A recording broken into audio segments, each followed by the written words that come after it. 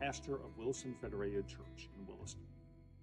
Years ago, I lived in Washington, D.C., and as I would walk to work each morning, I would often cross the grounds of the United States Capitol building. One day as I did so, I heard what sounded like a man yelling. And the closer I got to the Capitol building, the more clear it became that indeed that was what was happening. Because there on the east front of the Capitol steps was a man standing alone, yelling. And it seemed actually that he was a preacher. And each day, in fact, apparently with the permission of those authority, he would take his position on the Capitol steps and begin to shout. And he would shout because he did not have a microphone or other means of amplification. And so for half an hour, nearly every day, he would yell. And in fact, at first, I could hear him yelling the moment I set foot on the Capitol grounds. But over time, his voice began to weaken. It seems that his message and his vocal cords were on a collision course. And yes, the day came, finally, when his vocal cords gave way and he disappeared from the scene. Now, I think there's much to critique about this once loud preacher. And in fact, when I was able to hear some of his message, there was much he said with which I would disagree.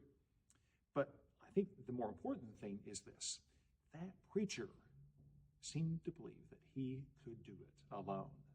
I think that's a mistake that many of us in churches and in church leadership have made from time to time. We forget that there is a community of support that is available to us. And in Vermont, that community of support is profoundly evident in the form of the Vermont Conference.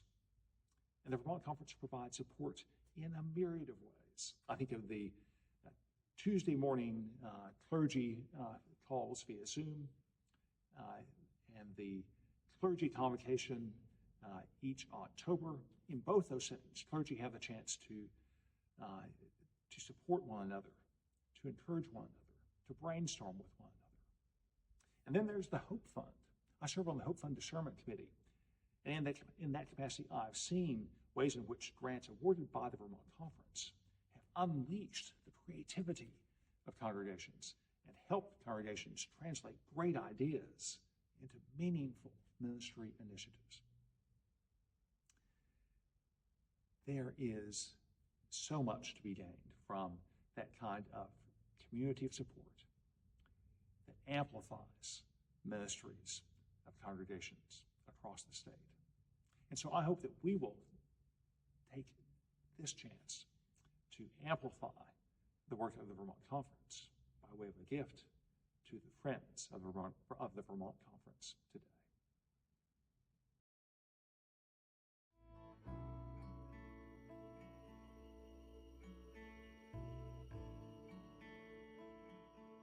The Vermont Conference of the United Church of Christ is important to me because they are my colleagues and they are also my inspiration. I am so grateful that we can be together as a conference and support the work that we choose to do together. I don't want to be in the picture. I'm a friend of the Vermont Conference for the next generation, even when they don't want to be in the picture.